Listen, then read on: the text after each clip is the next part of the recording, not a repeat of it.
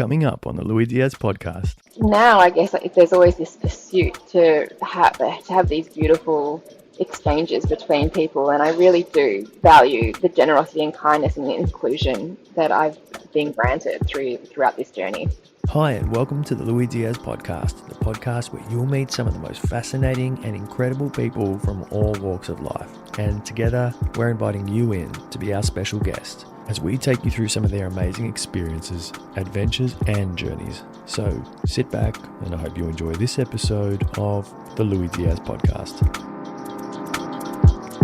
Hi everyone, and welcome to another episode of the Lui Diaz Podcast. I have someone I'm actually really excited, and over the last hour or so, started to get really nervous to be speaking to. Yeah, that's true.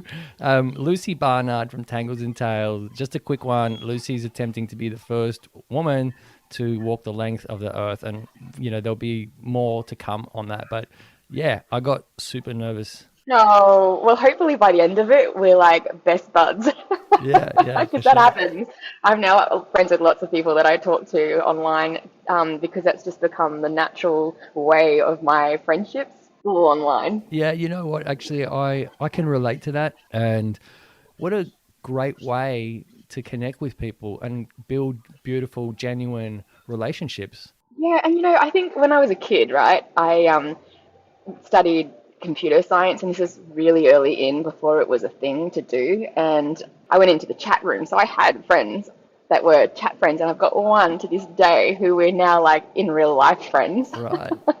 But I wouldn't want to admit to that back in the past because it was something so embarrassing, online friends, and then there was this online dating business, and it's just like so taboo. Yeah. And now, and I think mainly with COVID and everything, it's just so normal to have friends that you've never met in real life before. Yeah, it's true. But yeah, why don't you sort of get us up to speed on who you are and what you're doing at the moment, because you'll do it better than me for sure.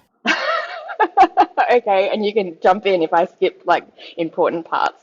So my name is Lucy Barnard, and I am a Australian adventurer. I work with a dog, so Wombat is the other part of my brand, I guess. And together we are making an attempt to be the first woman and first dog to walk the length of the Americas. So I started in 2017, but because of COVID, I had to take a 2-year break. And since we started, I have become the first woman to walk the length of the Southern Hemisphere. And then more recently, when I returned and finished the Colombian leg, the first woman to walk the length of South America. And getting a bit of attention at the moment is that I successfully crossed the Darien Gap on foot, but I didn't do that on my own. I was assisted greatly with the local indigenous groups, the Gunayala people, and Border Patrol, who are known as Centerfront in Panama. Yeah, and that's Anything else? Now we're up to speed. No, we're up to speed. It's great. You know what? The nerves are still here because it's really, it's just so funny. Like there's a lot of, and I was reading your media page just before, and there's just so much that I just wanted to talk about. And I scared you. No, you haven't scared. No, you haven't scared me at all. You've really delighted me. But the first thing, it's so interesting because, sorry to cut you off. No, I was just going to say, when I first started this expedition, it was so out of the realm of possibility for so many people, especially when I was explaining what I wanted to do, that usually the first question people would ask is why, and not like a nice, that's so interesting. What inspired you to do? It was like why the hell would you, like, why would you waste your time? Why would you waste your life? That's a lot of money. Why would anyone want to walk that far? It's going to be dank and disgusting. And actually, when I left, I thought it was going to be all beautiful roses and whatever. But right now I am walking through some pretty nasty, ugly areas just to get out of the city. And it's kind of transformed to where people think that it's like what I thought it would be, the sun and the moon and the stars.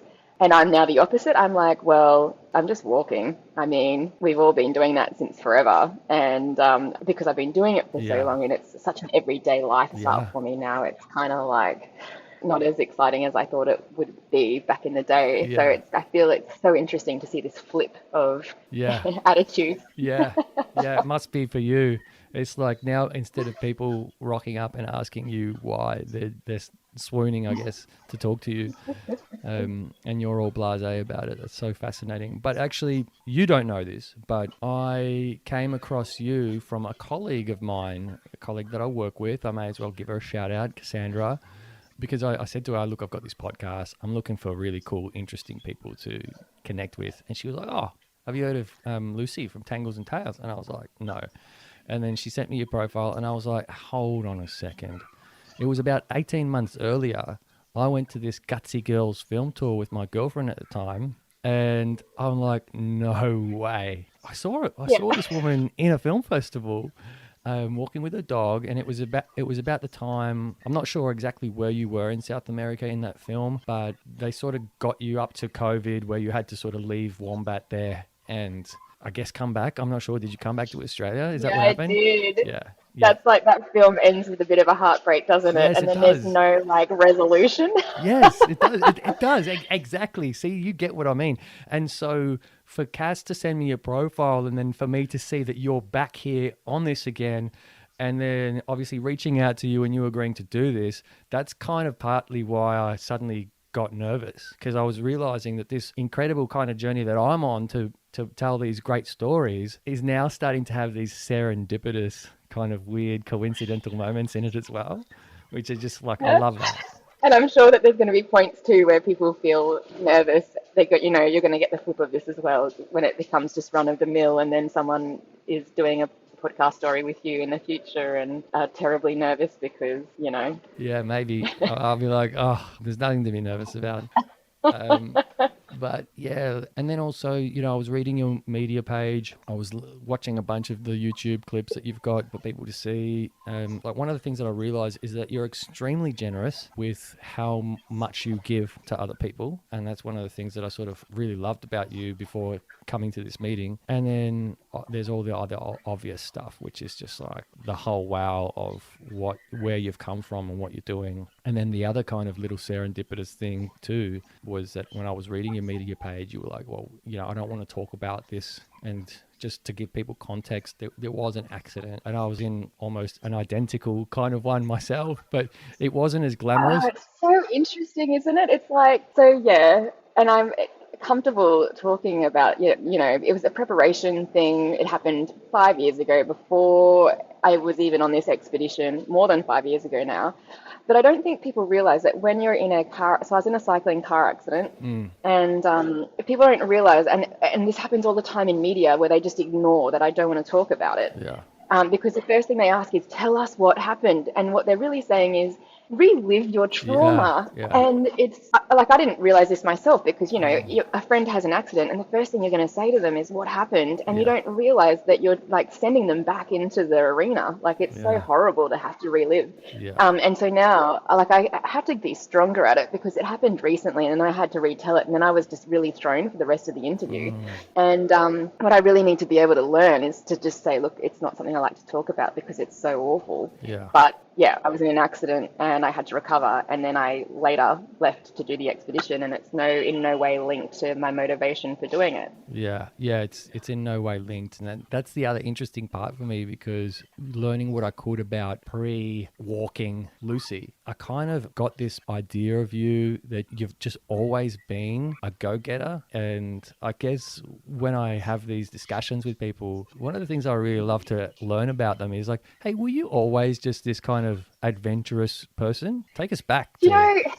Good question, because growing up, I was that kid who just was desperate to be included. I wasn't in the popular groups, and I was always very kind, and my heart was always on my sleeve, and so it was so easy to bully me because I'd be so quick to cry when someone was mean. And, I still, to this day, I am super sensitive. It's just who I am. So actually, in terms of being adventurous, yes, I was always very willing to go out and hike, and I was always the first one to go onto the high ropes course as a kid and da-da-da-da-da-da. But what I didn't have was confidence to initiate.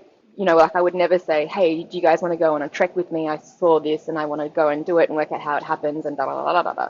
No, but when I was at university, so really late in the piece, I met people who were already in the rock climbing circles, and they invited me to go and hike and climb with them, and I got really obsessed and interested. And then I met another friend, Steve, who's like one of my closest friends, who said, "Do you want to go canyoning?" And that became our weekend ritual. Like we all just were very close. We really trust each other. We're all very safe and value, assessing risk and mitigating it and not being stupid. Like I've gone and done caving with people who are just ridiculous. Like they try and make it more fun when it's not necessary, and then accidents happen. And so I did that up until I was 30. And then I went on my first overseas trip on my own, which, was a big deal for me because, again, I just didn't have that forward confidence to go out and do this stuff on my own. And it was there where I was stuck on a long bus trip in Argentina that I was like, oh, this is taking so long, I could probably walk it faster. And then I started researching to see if you could walk the length of the Americas, and then that's how it all unfolded, that I learned that no women had done it, and I was like, well, I mean, now it's an obligation, someone's got to try. And then I learned all of this stuff, like 4 people a year attempt this expedition. Everyone usually quits because Patagonia is so brutal, but the excuse they use is that they fall in love with an Argentinian. And let me tell you, like, it was so hard. Like, I got stuck in such bad snowstorms in Argentina that, I mean, I can understand why if you met anyone that was half decent, they would be your life partner. Because in comparison, like to be in a warm house where there's food all the time and you're not like being windblown, would have been a great alternative. Yeah, to snuggle up to as well. Yeah. So I've always been adventurous, but I was not confident or outgoing enough to initiate those things myself. And I really, it meant so much to me to be included and for people to reach out and say, hey, do you want to give this a go? And to be encouraging that now I've remembered that. And so whenever someone's starting a new venture, whether like with you, a podcast, or if they say to me, I love the look of rock climbing, but I'm scared of heights. I'm like, well, actually, I've worked with heaps of people who are scared of heights. Why don't you come with me? We won't do anything that you're uncomfortable with, and you can just see how far you go. And I feel like that's the best approach, like when you're nervous about something, you just go back to the beginning again and try again and see how you feel each time. And I think that's really nice because I never really felt like that was something I could give back to. And so now the things that were most important to me, I try and share and do the same for others. Yeah, that's so beautiful. I love how you turned it from sitting on a bus that was really slow and then figuring out if maybe you could walk faster than that. That's actually hilarious because, I think that all the time. I live here in Melbourne. We have trams. I get the tram to work. Sometimes we're in traffic and I just think, should I just get out and walk? And for me, it's just like listening. You should. It's so much better.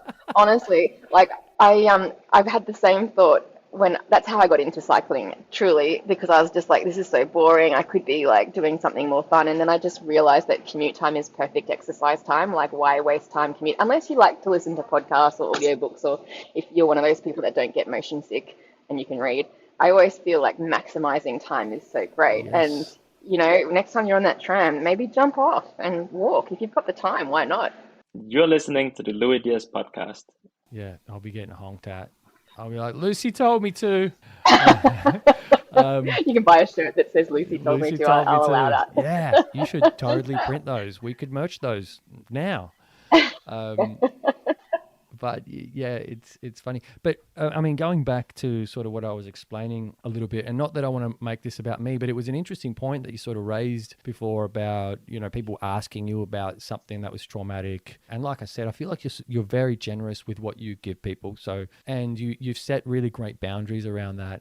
But then while I was reading it and the way that you described the events that happened, I was getting myself into a state of like reliving my trauma because I was like, oh, that car bloody stopped right in my way again, and I flipped over it. And there was 2 things. Like I thought, well, it was on a way lesser scale. I obviously wasn't as injured as you were, but then sort of reading what you were talking about, bouncing out of that, just realizing that the moment that you were able to spring up and keep moving in your life was the greatest moment of your life. I loved the way that you put that. And I just feel like it's so sad in our lives that these events are the ones that sort of get us there. Because if you never have that happen to you, then would you?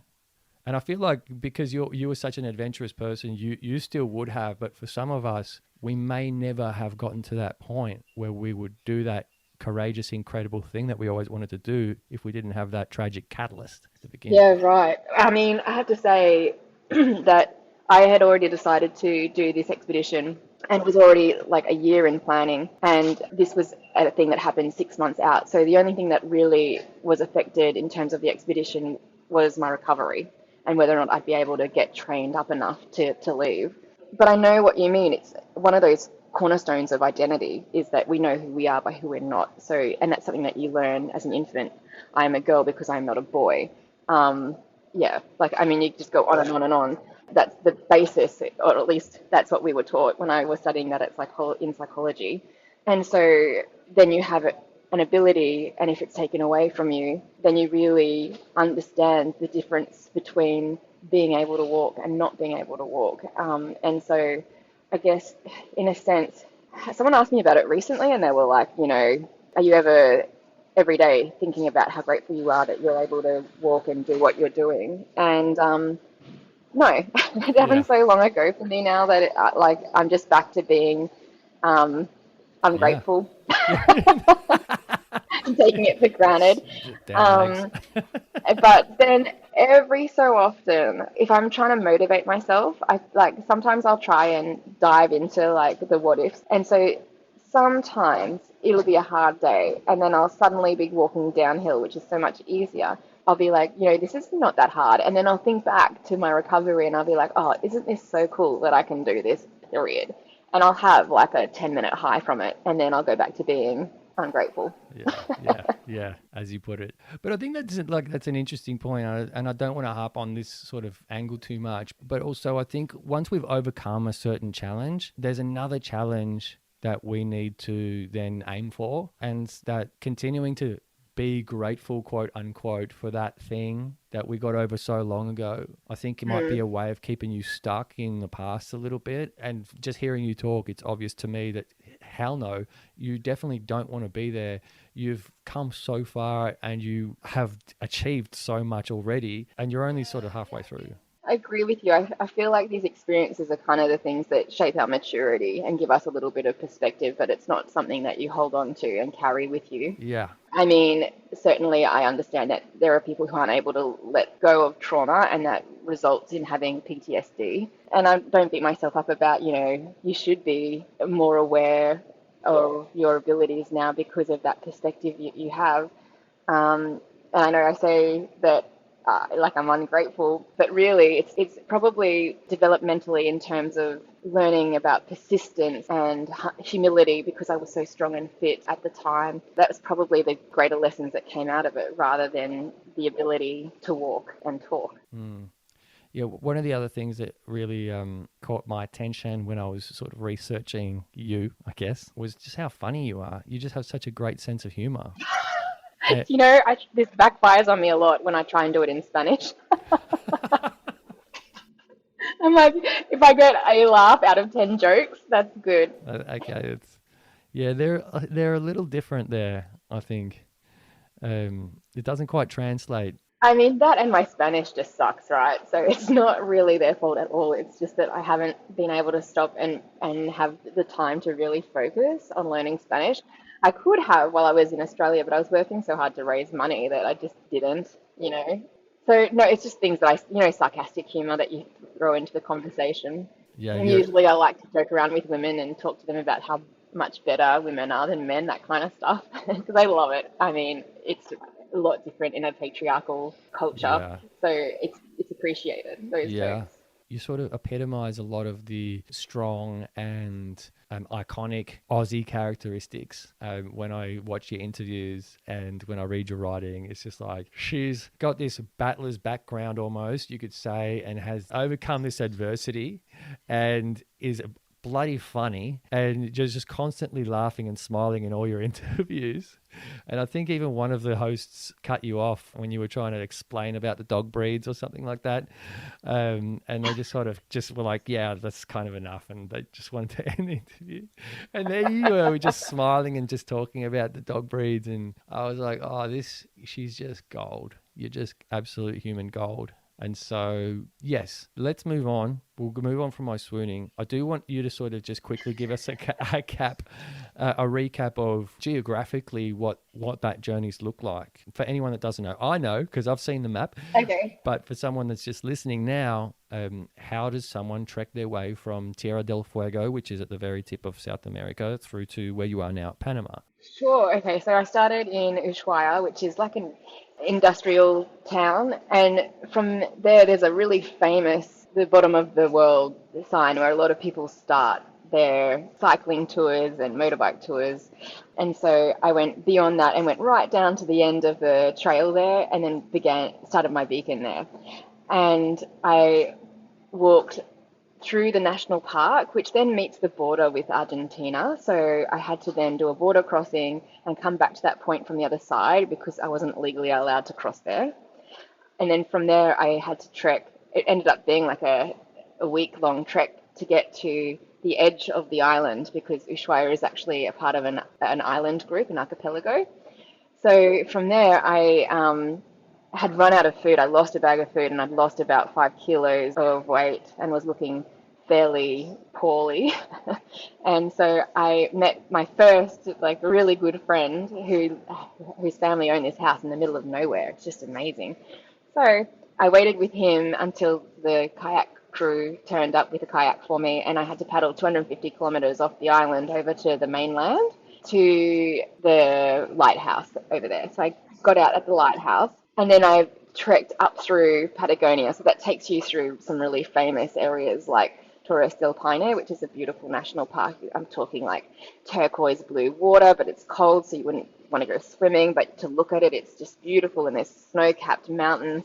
And I make my way through there and re-enter into Argentina, where it's just open lands. So it's kind of like being high at altitude without being high at altitude. There's not very many trees, but there's a lot of grassy flora and a lot of guanacos, and there's some pumas. If you're really lucky, you'll see some of those. And so I continued forward for a really long time, what felt like a long time along that Argentinian strip.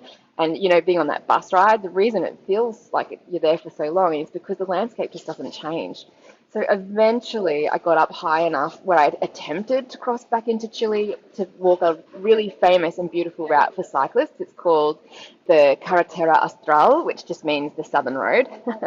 But when I got over there, both Chile and Argentina were having the worst storm that they've had in 20 years. So there was a heap of snowfall that came up beyond my waist, and I just couldn't trek through that for the periods of time that I needed to with the food that I needed to carry on my back without running out, because the days would have been extended, or I would have had to, it would have taken me, instead of 7 days, it would have taken 10 days.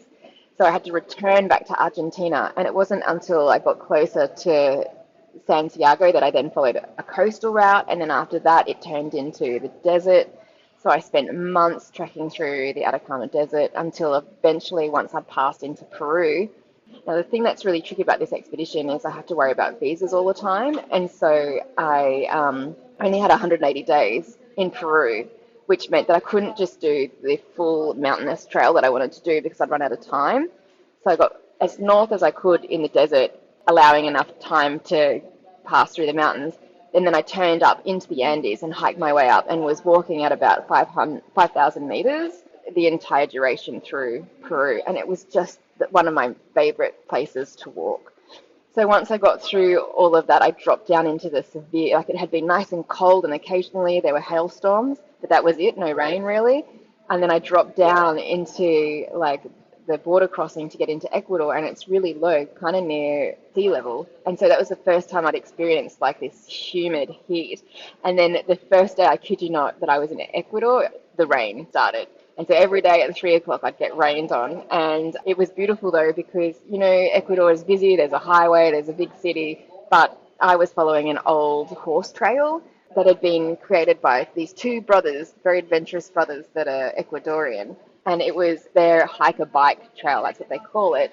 And it takes you through the jungle-like environments and into really old villages and along these muddy tracks. So I was just always covered up to my knees at least in mud. And there are some places where there are monkeys playing in the trees. And I finished Ecuador and crossed into Colombia, and that's when that's where I was in the 2020 pandemic was announced. So I had quickly crossed into Colombia because there was talk of temporary border closings. And I got to the first big city, but of course that is where it became apparent that this was like a long game and I wouldn't be able to proceed through the country. And because of my visa running out, I couldn't just wait it out. So I decided to go home while I could. And then I returned just this past Christmas. And since Christmas, I have walked the length of Colombia and I've crossed into Panama through the jungle and have walked as far as the city, or at least 150 kilometers north of the city. Wow. I'm very visual. So while you're talking about these mountainous trails and, the Atacama Desert, you have to have seen some of the most beautiful things that a human being could possibly see on this earth during that time. I've been really lucky. Yeah, and I really enjoy sometimes flicking through my photos and just watching the whole thing play out, or even just on my Instagram account. It's so nice to watch how the landscape has changed through all of these beautiful areas, and it kind of motivates me a little bit too to continue pushing out these photos because I'm a walking Google map. Yeah. And for that, we haven't touched on Wombat much. So for everyone at home, if you haven't heard already, Lucy's walking with a dog named Wombat. It's a blue heeler, right? Mm-hmm. Yep. And you didn't start this expedition with that in mind. Oh no, I did. So my brand, my blog is called Tangles and Tail, and I always knew the tail is not like a story tale; it's a TAIL on purpose. Yeah. Because I always knew that at some point, I've always had dogs in my life, so I knew I'd get one eventually. Right. But I also knew the stat that people usually quit within the first year of attempting this hike. And so responsibly, it costs a lot of money to bring a dog back into Australia, and then there's the custom, it's just a lot of humbug. So I waited a year to see if I would outlast that cooling off period where people tend to go home. And once I'd made that milestone, then I started keeping my ear out for dogs that were coming available. And I actually wanted to get an adult and I wanted to rescue a dog, but every time I would be close to considering seriously taking on one of the rescue dogs, it would become apparent to me that they have an injury that it's just not fair to ask them to be walking on that injury so far every day, or they might be a bit snappy and I don't know their history, so I can't say for sure if they're going to bite a child and you can retrain that, you can give them a really good environment, but the honest truth is that I walk so far every day that I myself am tired, and I haven't always been responding in the best way with patience with Wombat. I can't always just stop and give him 10 minutes to have his meltdown. Sometimes I have to really just pull him along, even though probably it would be faster for both of us if I just let him calm down before continuing. So it's the reality of how hard the expedition is meant that I really just needed to get a dog where there's more variables controlled and I know what he's been through and we can trust each other from the very beginning. So a year into the expedition, whereabouts were you at the time when Wombat came along? I was in Santiago, which is the capital city of Chile. Yeah. And I'd heard about a batch of dogs and that these puppies that were available, but then the breeder had told me that the alpha female, which is the one I would have taken for sure had I been able to, because I wanted a really ferocious, mind-strong dog, but it turned out that she was deaf. And even though they'd said that I could have her, someone else had come along and asked for her especially, and they'd just sold her underneath me. I was really upset about it. And then they're like, oh, but they've returned her, so you can have her now. But it turns out she's deaf, so she's probably going to need to be with someone who's going to be with her all the time. And I was like, I know what you're saying, but I need a dog that can be my security. And that means that it really needs to be able to have all its senses. Yeah. If I'm sleeping at night, it needs to be listening. So I tested all of the puppies to see which ones were going to be better at, or more interested in learning. And there were a few that I could choose from, so I chose Wombat. Enjoying the episode so far? Be sure to follow us and leave us a review on whichever podcast platform you're listening on. Thanks, and enjoy the rest of the episode. Yeah, I'm sitting here kind of thinking, as if your experience wasn't going to be challenging enough without the whole, adding an extra layer and adding the dog. But I guess for everything in the sort of cons column that one might think about, there's a pro for you, right? And you mentioned that was the security piece. But also, obviously heard you talking about isolation and that Wombat is really great company. Yeah, he really is. It kind of also just shifted my focus from looking after myself to looking after him, and Yep. so that gave me a bit more of a purpose rather than just mindlessly walking through the desert. But since then as well, I've learned how to better battery management on my devices. So it's not even a problem for me nowadays because I just listen to so many books and so many podcasts when it's a hard day. Yeah. I mean, I can't do that when I have to focus on navigating, but I really enjoy passing the time that way if it's a difficult day. Yeah. And you mentioned also that, you've took the hike and bike trail, or if that's what it was called, that the Ecuadorian brothers are sort of carved out for people. What does it sort of look like? I mean, It's amazing. I don't not just know that how trail, but the whole expedition. Are you walking on highways? Are you walking on things that aren't even trails? Like, how do you navigate through this? So nowadays I have a mapping app, which is really, really good for like designing the trail that I'm using, because I can start at a particular point and then it will help me use hiking trails or narrow roads and places where cars can't go. It's really a very intelligent app. And I also spend a fair bit on time online looking for trails that people have designed, because there's a lot of cyclists that like to travel from Alaska down to Argentina, and they do it in that direction because the wind is really in your favor Right. if you go On that your back. way as opposed to where I'm going.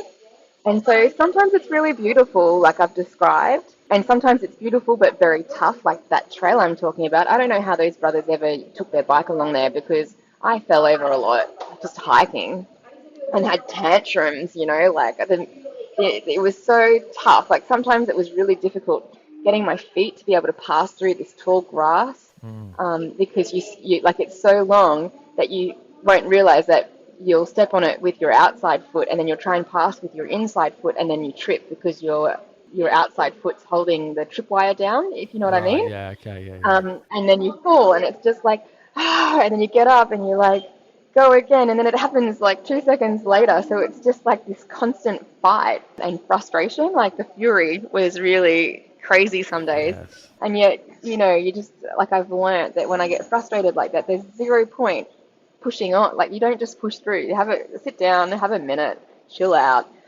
And then when you're a little bit rested, you're better placed to be careful with your foot placement, and you can, like, it's easier because you're relaxed and you're taking your time. But then there are times like just recently, so I'm actually in Panama City right now, but I have walked a bit further than that and I had to return because Wombat had a hot spot on his tail. So I just thought I may as well be somewhere uncomfortable while that heals over. Yeah. But to get out of the city, I had to walk along a bridge, which was beautiful, but it's illegal to walk across, so I had to get an escort. And then I headed along a highway, but it's like a full highway and hardly any verge, so it was kind of stressful and ugly. And then it turns out that just by sheer luck, they're building a brand new road that's going to be for outbound traffic. And it's not open yet. It's still in the dirt phase. So I was able to walk along it and no one said anything. Like back home, I'm sure if you go walking along a construction site, you'd be kicked off before you could set foot on it, right? But here they're like, hey, have a fun walk, blah, blah, blah, like no problem whatsoever. And then I cut through like some industrial areas / cheap housing areas. And where my trail went, I mean, that went through this river that was a really dank, like I ended up finding a tap after I'd gone through there to wash my legs down, because you just don't know what's in that murky, disgusting water, or you probably can imagine what's likely to be in it, right? Yeah. So days like that, Don't know why I'm laughing. I try. Yeah, it's gross. I think you just make these things funny.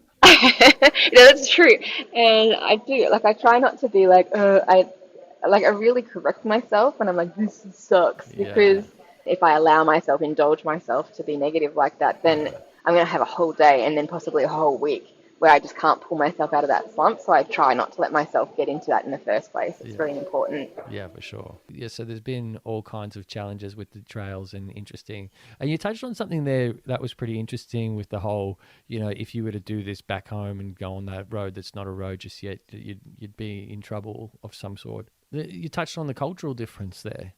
Obviously you're this Aussie woman that's doing this crazy ass walk from the bottom to the top of the earth. What have you seen and learned culturally about yourself maybe and about the cultures that you've engaged with?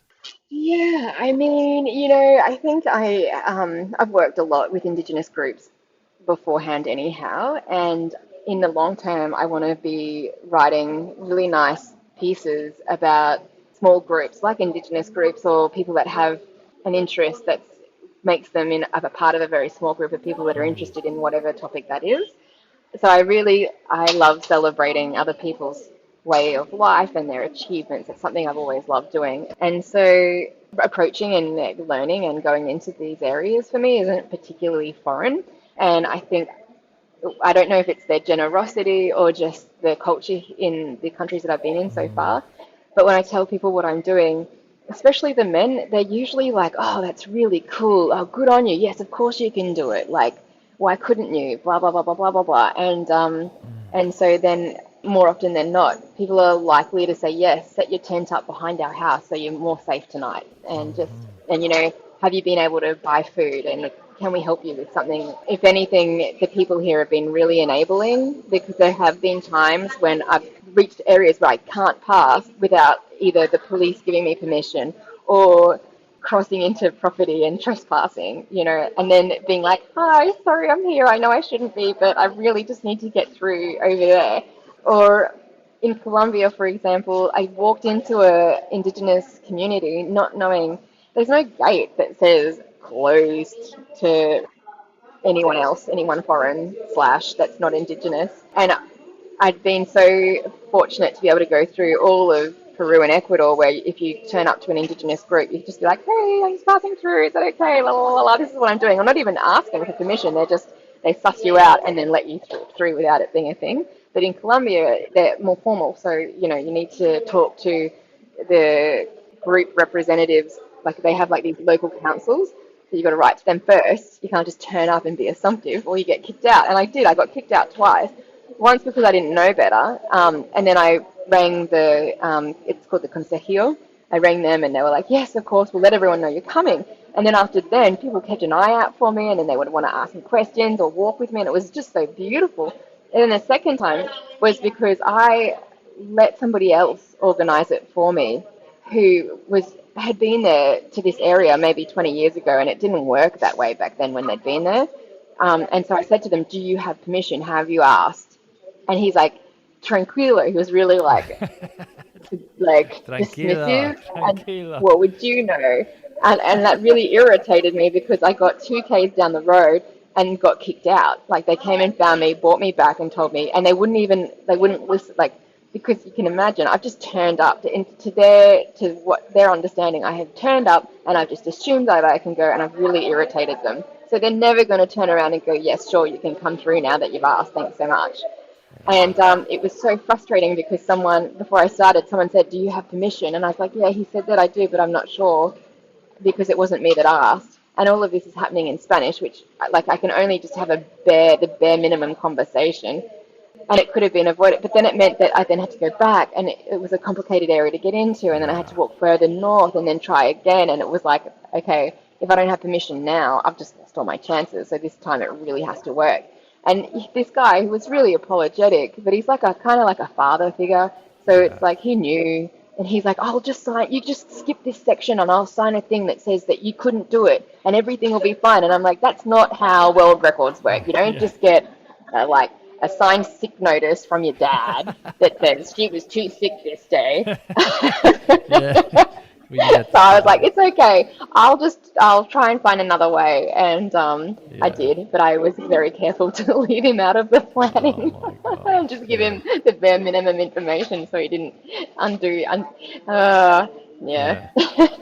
Yeah, for anyone listening that's not from a Spanish-speaking background, tranquilo basically means stay calm or keep calm, or colloquially, the equivalent is something like, take it easy, Yeah, calm down, I got but this. it can be like a really affectionate thing, but it can also be a very derogatory, Yeah, calm down, like, take it dismissive term, easy, and that's how he was using it. yeah. So always, if you're ever somewhere and someone says tranquilo, just beware. Yeah, like I've seen people get tattoos because they really love the word tranquilo because it's kind of like, whatever goes. That's Yeah, that's a nice way that it can be used. Like, oh, you want to come through my property? Yeah, no problem. It can yeah, be no problem is too the easy. the nice way. Yeah, Yeah, whatever feels good, dude, just do it. yeah, But then yeah, it's also like, yeah, yeah. It's not. also like, yeah, I, I have no idea what I'm doing, but tranquilo. It's, Yeah, yeah. yeah, exactly. Uh, Or you wouldn't know what you're talking about, so don't worry your little mind about it. yeah. If you haven't already, find us on Instagram, Facebook, YouTube, or TikTok, where you can catch additional content and grace us with your thoughts. Thanks again and enjoy the rest of the episode. Actually, there's so much, right? Because when you set out on an expedition like this, and when you talk to people about doing something like this, the whole idea of walking from the south of the planet, I guess I'll say, to the north. You're thinking about obviously the distance, the geography, the terrain, all of that. And it's really great that someone with your background is doing this because you do have such an appreciation for Indigenous cultures, and that you have been able to appreciate the, I guess, diverse cultural immersiveness,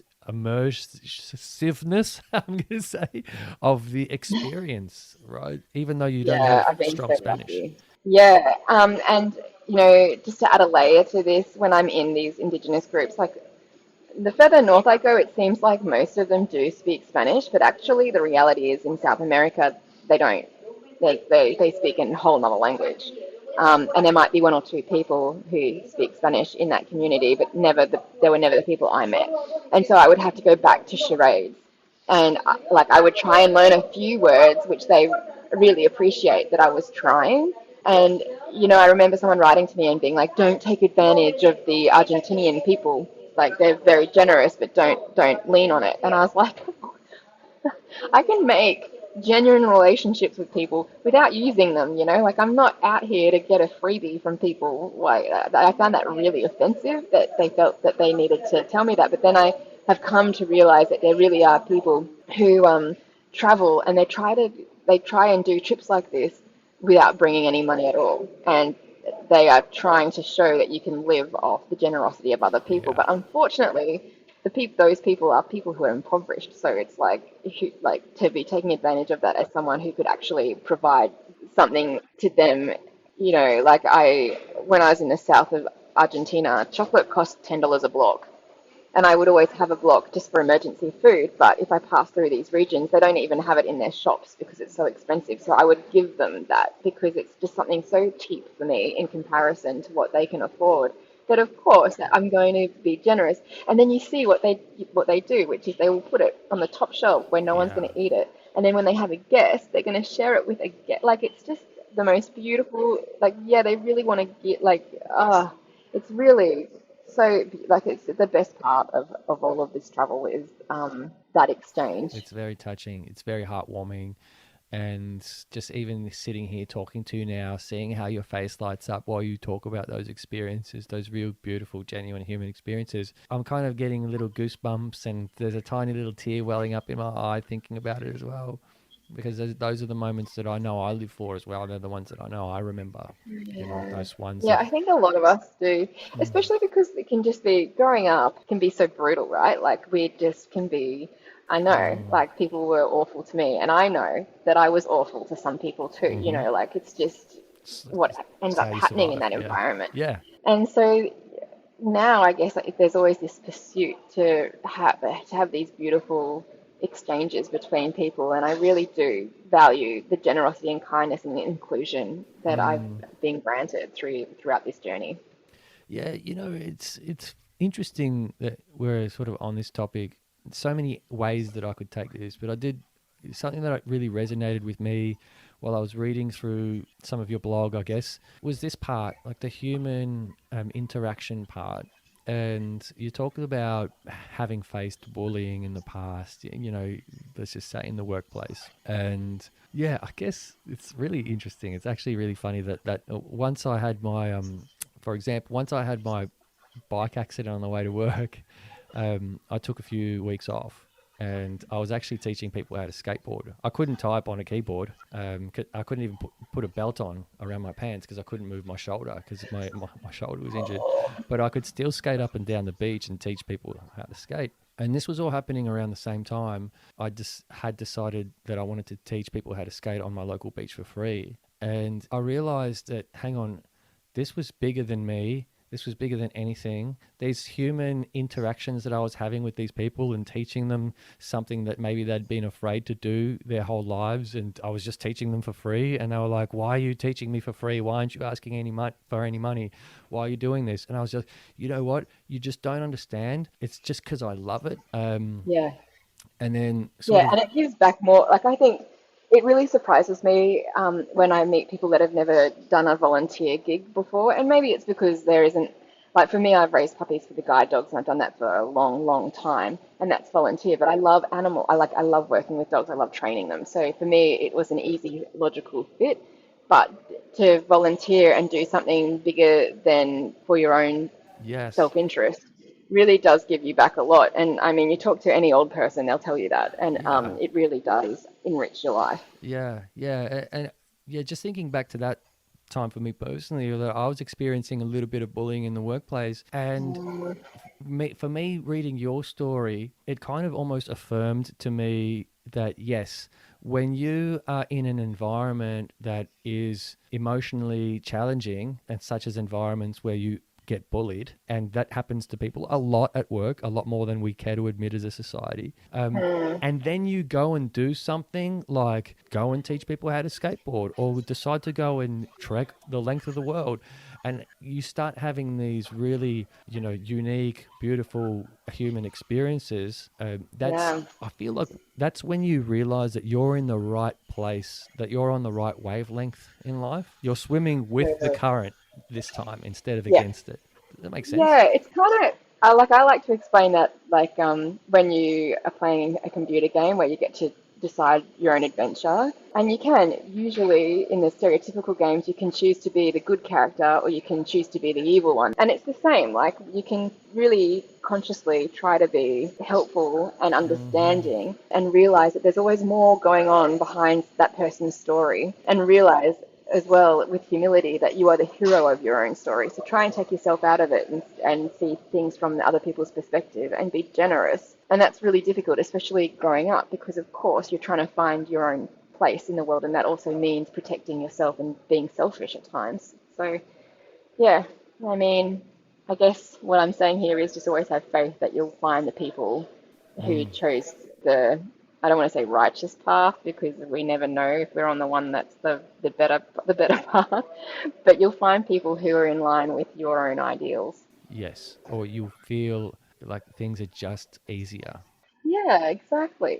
It's like the difference between a good and bad relationship, like sometimes you're just not right for the person, or yeah.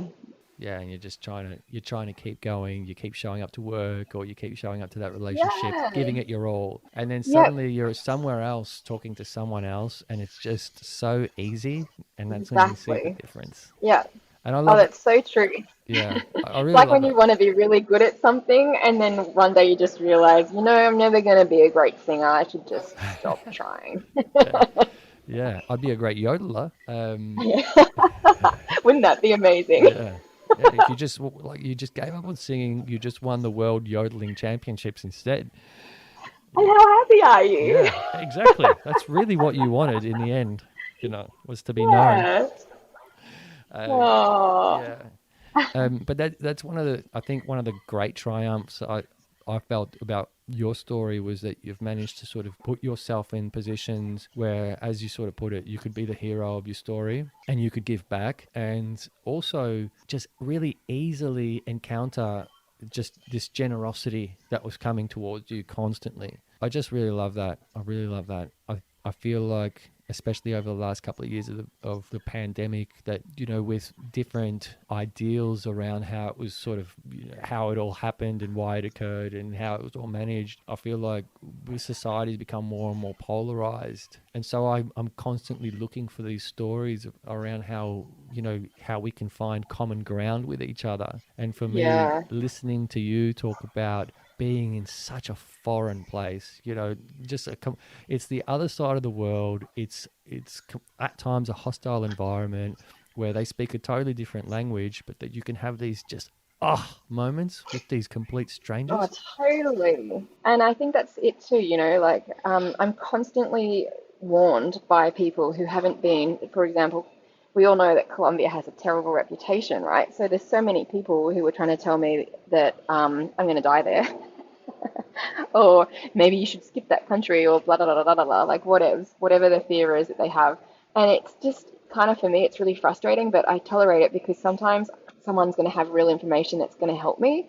But to be constantly having to listen to the fears of other people, and they have it because they've never been and they don't really know the situation, and then to pass through, you just have to realize that people live there, women live there, and there is a way to be there and be safe. But it does mean listening to locals and knowing who to listen to, not just like, you know, I've been stopped by women before who have been really worried, genuinely worried, but they're also a bit like crazy. Mm-hmm. And they're like, you can't leave this town because you'll be killed or raped. And they try and act it out to make me real, so that I really understand what they're saying. And no, you know, I walk down a little bit further and I'll stop a man and I'll be like, hey, is this area secure? Like, it seems like it's a working area, and, you know, where there are farmers and men going about their day to get to work, usually is more secure, like it's safer. And so they'll be like, yeah, here, it's tranquilo. Like, that's the, like, always, yeah, here it is, tranquil. Or they'll say it's seguro, it's secure. But then, of course, like, when I was also in Colombia, I tried to go along a beautiful trail that I had seen that from like 5 years ago was really good. And then the police stopped me and they're like, no, one of our colleagues was assassinated there 3 days ago. Don't go there.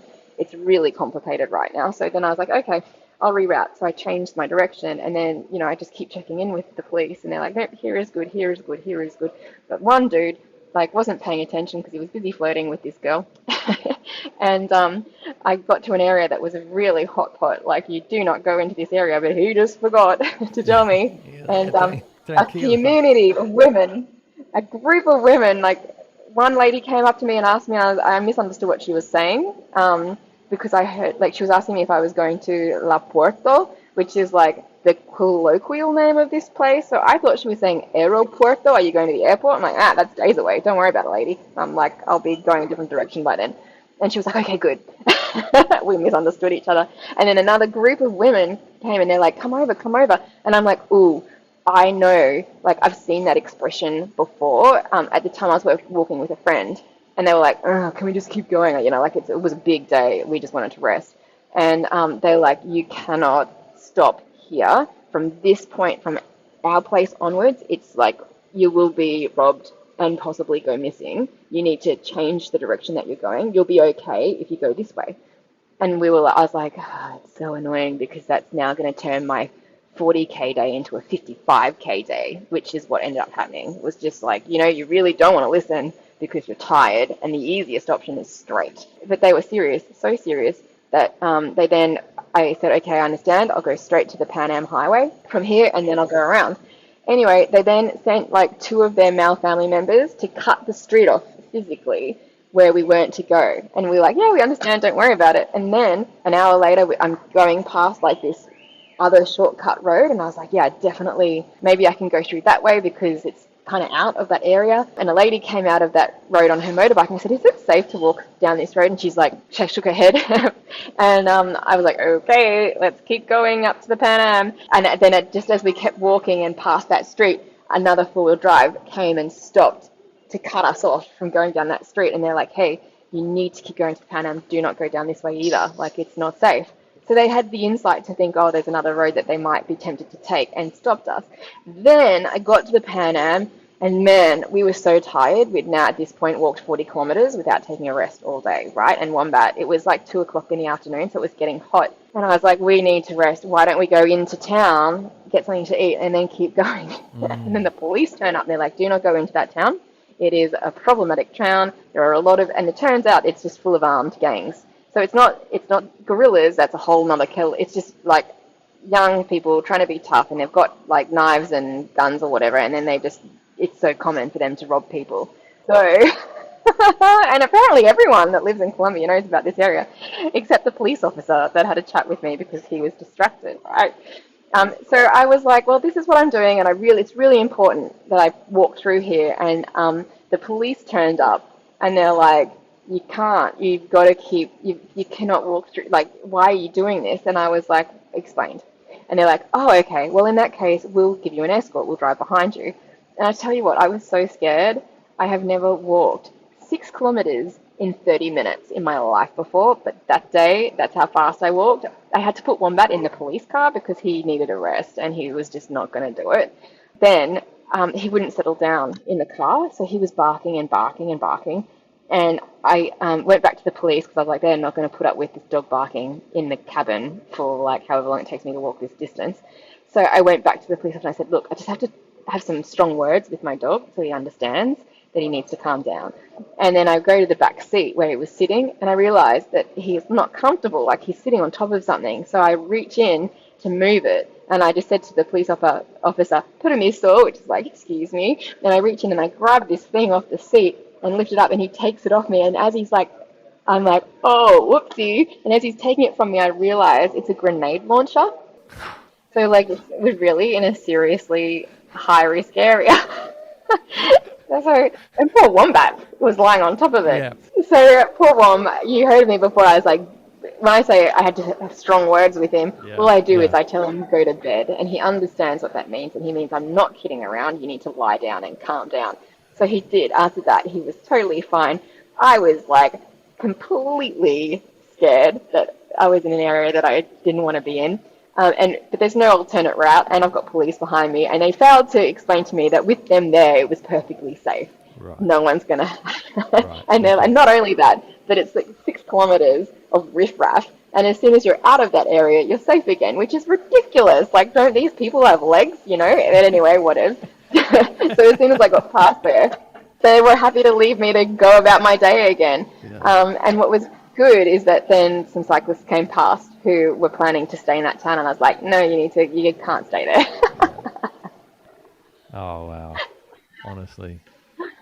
It's so funny that your journey in science is such a grand macro scale. Like, you know, really you're walking the length of the earth, but then you have these micro interactions that are just... Good way to put it. Yeah, and every area has a different like security rating or a different level of kindness.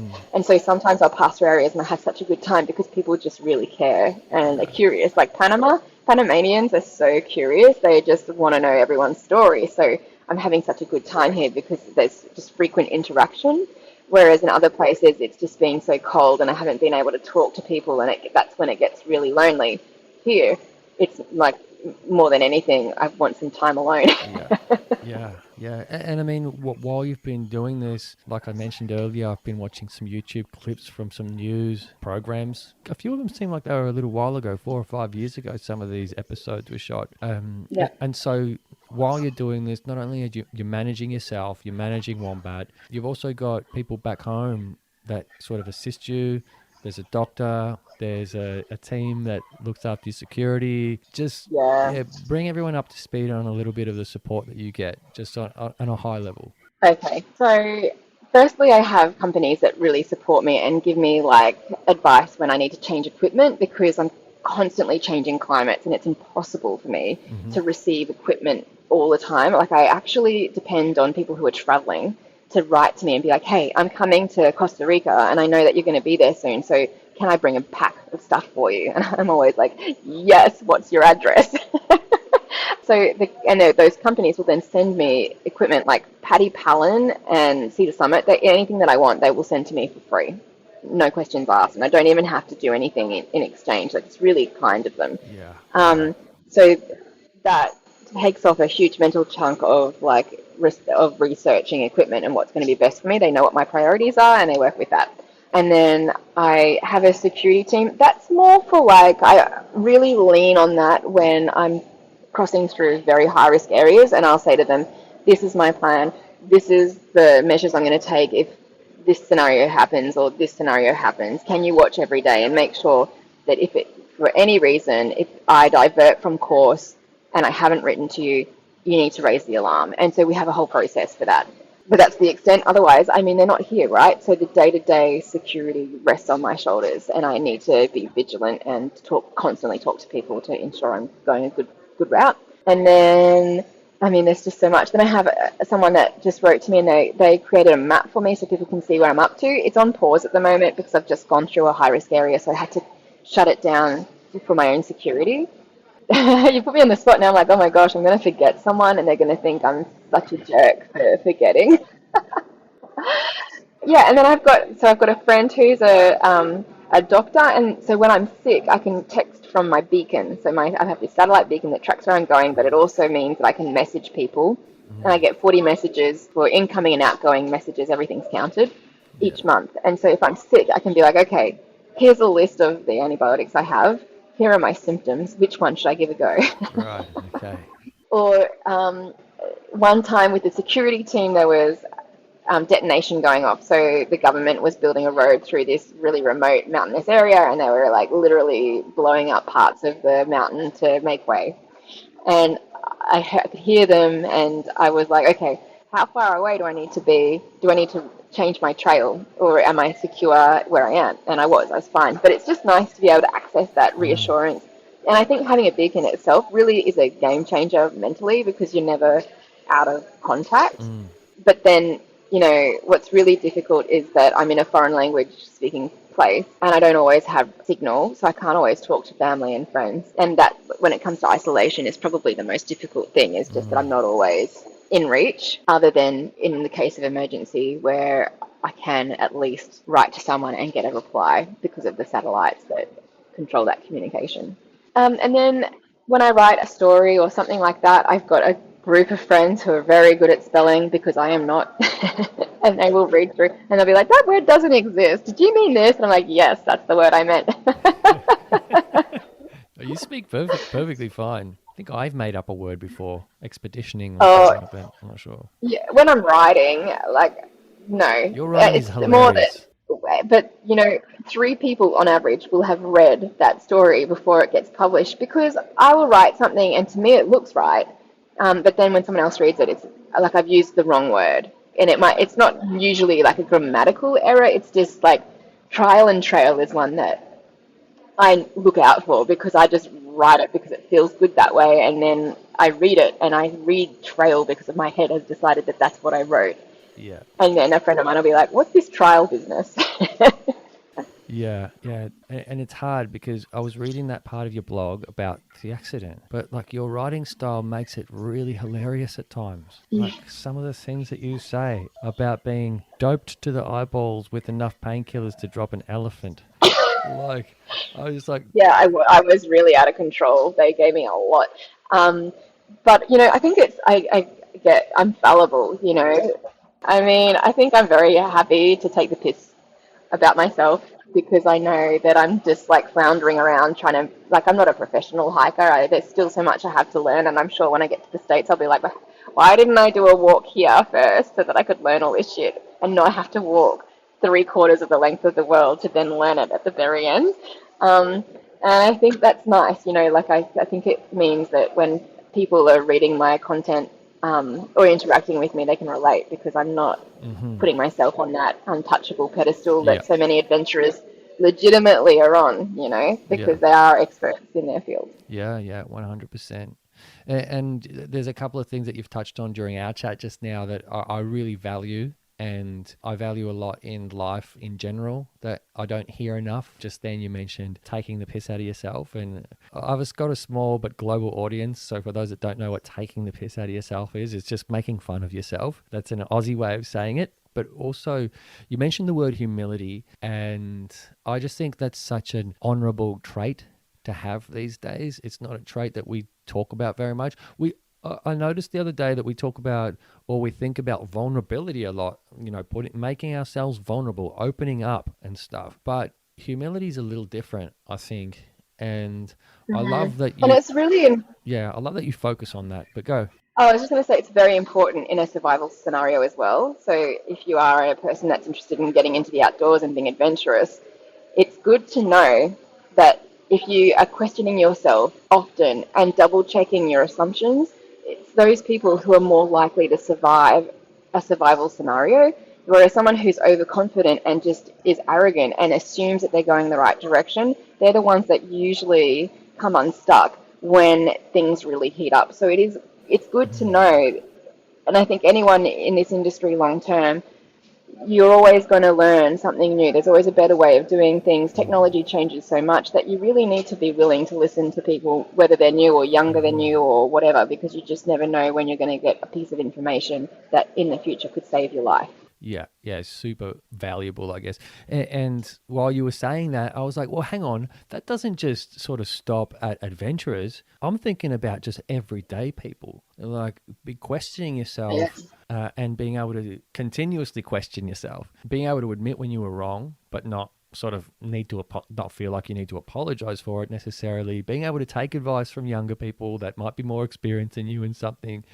Like, yeah, totally. just whether it's in the corporate world or in the desert in South America. And I think it is nice to acknowledge too, like sometimes I'll go back to someone and say, oh, thanks so much for that information you gave me. It meant X, Y, and Z. Because it just means that it creates a psychologically safe place to have conversations with those people later, and to keep learning and even just for your own self validation, like, yeah, it's okay. I learned that. That's really cool. Thank you. Yes. You're not just fostering an open environment with yourself, but you're fostering that open environment, open communication within the community as well. And going, hey, you know what? Thank you. Yes, I learned something from you. Thank you for having the courage to approach me with that information, even though I didn't ask. Or stick with me because I was not willing to hear you, but you kept at it. I love that. There's so much beauty in that. I really do love that. And I guess one of the things that you talk about is that, people, and you mentioned earlier, people say to you, why? Or people used to say, why? When you told them that you were going to do this thing. And you mentioned that, oh, hang on. I think in an interview you mentioned that, well, you're not the only one that has this crazy idea. There's 4 people a year that set off on this. And there's only 10 men, apparently, that have completed this and not one woman. And so you've gotten this far. Do you put it down to that humility and taking the piss? I think really it's just that I am here because I want to be here. There was a moment where it got all too hard, everything had broken and I had these major injuries, I was in a lot of pain, and I'd quit. And then I spent some time recovering and hanging out with new friends, and they convinced me to keep going. And I was like, okay, I'm going to keep going, and every day is just an extra, like an extra bonus. And giving myself that freedom to walk away whenever I want to, like today, even now, like I was saying to the taxi driver earlier, that I'm perfectly comfortable with the idea that I may not finish. And it's really important to me that I have that out available all the time because, it could get to a point where there's a roadblock and I just can't get through, and I'm not going to put myself at risk by forcing it. I think that's really reckless. And life changes. So if I'm not the one to do it, then I might be the person that supports someone else to be the first, and maybe they'll have an easier go at it because of the doors I can open for them. Who knows? But I think knowing that I've chosen to be here is really why I'm still here, and because I want to be. I like walking. I do like hiking, and because I know that I have an end goal of being a writer and being able to return to some of these places and showcase these beautiful stories, and that every day that I'm out here, I'm meeting new networks of people who I'll be able to revisit and showcase their stories. So, I think I'm here. I've always been here because I wanted to be. Yeah. I know that people want the glamorous, full-blown story about how the idea was perceived, but I mean, ultimately, I've always been here because I want to be. And it's just that for a beautiful journalistic answer, they want something more, there have been articles about the accident, and that's the reason I'm here. And that's why I have that media page, because it was just lazy journalism. Someone wrote a story and said that this girl wasn't able to walk or talk, and then she had, and that because of that, da da da da da da. And I'm like, that's really unfair to everyone because no, I had the idea and I pursued it because I wanted to, and it makes people feel like I really don't like how to do something adventurous Yes. or something that seems indulgent. Nowadays, I feel more and more we have to couple it with a greater cause, like Yeah. a fundraiser Yeah. or something else, rather than just giving ourselves permission to do it because we want to. Like, isn't that the point of life? Like, you work Yes. hard to pursue the things that you're passionate Yes. about. So why is it So that true. because I want to do it isn't a good enough answer? It's crazy. No, it's just so, oh God, it feels so good to hear someone finally say it. Why does everything need to be about a fundraiser? I don't understand. Yeah. And I appreciate that people do that, but I love that you just got out of bed and wanted to do something and you don't feel like you need to do it for anyone else other than yourself, but you Yep. appreciate the value that you can add to so many other people's experience, maybe down the track, just by doing the thing that you're doing. Yeah, and don't get me wrong, I donate to charities and I give my time to a lot of causes that I believe in. I give a lot. But I just don't feel like I need to tell the world about it or Yeah. base my Yeah. extravagant activities Exactly. Yeah. on hinging it on that excuse. Yeah. Yeah. Because I was reading that part of your blog, obviously, which I've mentioned a few times now.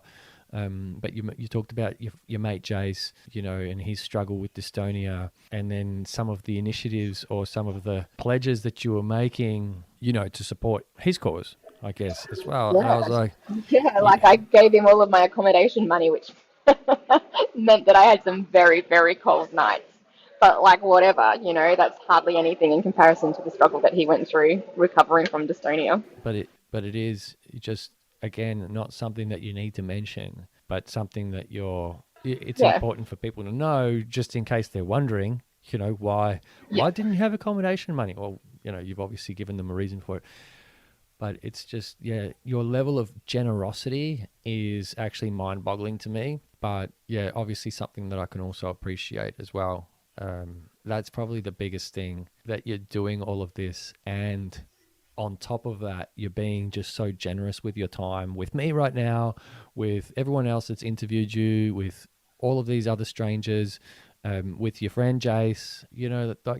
That's my key takeaway about this big long walk that you're doing. It's just yeah, connecting human beings. yeah, right. And I know, like, it's nice what you're saying, but the reality is too, like, when I give my time away or when I am generous, I get it back in spades. Like You do. Yeah. it's not really. I don't feel like I'm being especially Selfish. philanthropic. Yeah, philanthropic. Yeah, yeah. Not selfish, selfless. That's what I meant. But yeah, actually, and again, it's one of those things that I realized through the skate lessons. I was giving so much of my time away for these people, and people couldn't understand why. And it was just impossible for me. I wasn't able to articulate at the time how much I was getting back from those Yeah, interactions, how much they were filling me up. And I think you're right. Like, we end up looking more philanthropic than we actually are, because deep down we know we're getting a lot out of this too, and it's not yeah, necessarily, yeah. Everything is in exchange. yeah, it might Yeah, not be the same currency. You're valuing money, but I'm actually valuing human interaction and this smile a little more. That fills me up. That'll take me an extra 40 kilometers that next day or something, just having that yeah, one. Yeah, I love that about you, actually. Yeah, learning more and more about you, like these past couple of months, it has really become apparent that you're more than someone that's just going on a big walk, and you're very funny too. So that's an added bonus, cherry on top. thanks. But I mean, we've spoken for a little while now, and I guess I've taken up so much of your morning there. But Yep, I've got a breakfast date coming up actually. Someone that has been really helpful for me in learning about Panama. We're catching up, so as a thank you, we're going to go out for breakfast this morning. I'm really looking forward to it. yeah, are you doing? Is there some traditional Panamanian breakfast that you guys No, do? no, I'm going all out gringo. um, I'll be having like a milky coffee, like a latte because flat whites aren't a thing here. Yeah. And probably because I'm in town, something fresh because I just live off so much deep fried stuff that while I can, I try and eat as many vegetables and salads and fruit salads as humanly possible. Yeah, diet. Oh man, such a thing. Cool. And I guess, like you've given us so much of your learnings throughout this whole experience. What wisdom are you going to leave us with today? Or is there something that you don't normally talk about on podcasts that or shows that you're just like, you know what, I need to say that on a show? Opportunity. I don't really spend a lot of time thinking about the messages I would impart with people if I had the opportunity. But something that does come up is just that sometimes people are watching interviews like this and they're like, okay, that's good for her, but it could never be me. And there's two sides of that. One is the financial side, and I fully acknowledge that, it's harder for some people to do what I do purely based on that. And I've had to really work hard to have an income stream while I'm here, and I work a lot as well. So there's that. But actually, I think the biggest hurdle I feel like you're really vulnerable when you've got this idea, and it may not be like, it could be that you want to walk the length of the world, but it could be that you want to start a business, or you want to write a coffee table book, or just something that you really feel insecure about. And I would say that the best enablers that I've had in those scenarios is telling people, not necessarily like my best friend or a family member, but telling someone who I know is going to be supportive and really encourage me, and being very selective in those first moments about who you talk to, and really to protect the idea, because I think that really we allow other people to become the excuse of why we didn't do something, rather than being careful and knowing that we're vulnerable and going for it in a strategic way. And then I would also say that sometimes if you've got a grand idea, maybe just like, if it's, for example, a coffee table book, that's a lot of work. You've got to find a publisher, you've got to figure out how to sell it. Are you going to, what kind of paper, there's just so much to learn. So rather than being overwhelmed by that, just writing a list, like what are some themes I can explore? What kind of photos do I want to take? How am I going to what kind of criteria do I want? Am I going to have words in this book? How many? What's it going to look like? And putting all of that down into a program for a project makes the project seem so much easier, because it's like, okay, well, this week I'm just going to do these 2 things. And then next week I'll see how I went and see if I need to keep doing that, or if I can move on to a new task. And that truly has been my secret to being able to pursue random and unusual projects in the past, and including this one. Oh, that's so funny that you say that. And it's great advice, and it's beautiful advice. But if I pair that up with how this whole idea was incubated, sitting on that bus, wondering if you could walk faster than it, and then wondering if I could walk faster than this bus, I'm going to put that on a project management software, into a project management software, and see if I can pretty much what happened. Multiply that by the length of the world, and then see if it's possible. Yeah. And as you can imagine too, rolling out this project, it never followed the project management plan. Never has the schedule been running on time. It's just that having tools like that to support you, and knowing that you need to be flexible, and that your plan will never run according to the original intent, that's totally cool. So long as you're still having fun and allowing yourself to enjoy what you're doing, that's key. Yeah, I guess the last thing that I'm dying to sort of know is that, do you ever feel inside that you're never going to be able to return back to some kind of life that you maybe had before? Do you know, the most valuable thing I've seen since being over here is, so every time I write a blog, George Megan, who's the first man to walk the length of the earth, whose trail I'm following, more or less, and he's the only person to actually have walked from the polar most extreme towns, which is what I'm doing as well. So I'll be the second person to do that. Every time I write a blog, he writes to me, and he sends me a little encouragement, and he's like, I don't know how you do it in this day and age. And I'm like, I don't know how you did it without digital maps. And so, I feel like I think I've completely lost my train of thought then. Just got thinking about how wonderful it is that George is writing to me all the time. What were you saying? No, I love that. I asked. I'm just so touched and pleased about George that I'm like, I have no idea what the original question was. I'm not sure that you started off by even answering my question, but I'm really glad that you were able to add George in there. I was asking you if you ever feel like at some point, think back to your life, the life that you had. Yes. So George, there we go. That's why. I saw. Yeah, because George did this, right? And then when he went to integrate back into regular life, he lost his identity because for 7 years this had been his thing. Yeah. Like it's all he ever did. And he suddenly felt less special. And he had 2 children and married while he was on this journey. But then when they went to live a normal life, it just didn't pan out, and they ended up breaking up as a couple. And he really struggled with it for a long time. I know all of this because there was a beautiful film made about it and about him being humble and talking about how he struggled with all of that. Yeah. Um, I feel like it sounds familiar. yeah, maybe it's on YouTube. I've got it linked, I think, along my playlists. I'll have to have a check. And it's just the story is told in a very compelling way, and it was a great warning to me. Do not peg your life and your identity on this one expedition. And so now when people talk to me about why I'm here, I talk about how I have this dream of being a writer, and what I really want to be doing is celebrating the way of life of other people that's different to us and sharing it in a way that's with compassion and love, so that even though as a society or as a readership we can read this story and identify that it's different to us and we would never live that way, we can really respect and revere it. Yeah. Wow. Yes. Yeah, and it's almost like George's trek has helped you in some way. And oh, big time. And even just having him support and write back, like, it's very nice. Yeah, he must look at you and go, she gets it. She's probably the only woman on earth that knows what I've been through. Yeah, I mean, but then again, no, because he walked through while there were wars going on between Argentina, Chile, and Peru, and like there was a long period of time where he didn't really realize because he was in remote areas about what was going on, but he was here during some fairly hairy times. And also, how we were talking before about, when you go through a trauma, enough time passes, you don't really identify with it anymore because it's so far in the past. I think for him as well, like even for me, it's really hard for me to imagine that I've walked the length of South America because it seems like so long ago. And it started a long time ago.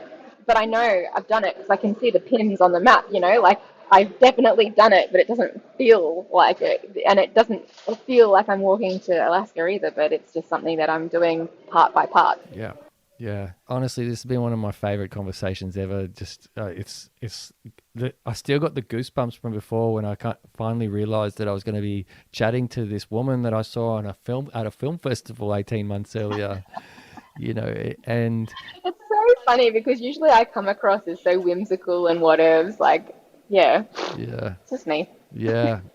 But here we are, and it's been so great to get to know you. I feel like we could go on and on and on, and hopefully we'd get to chat again, and maybe I'll just meet you somewhere and we'll just do it in person next time. Who knows? Oh yeah. Well, yeah. And if anyone's watching and they're very fit and able to keep up with me, there are areas that are coming up that I will be hoping to find people that can either drive behind me on their Ioverlander trip, or because there are people that travel the length of the Americas on car, it's really common, or by bike.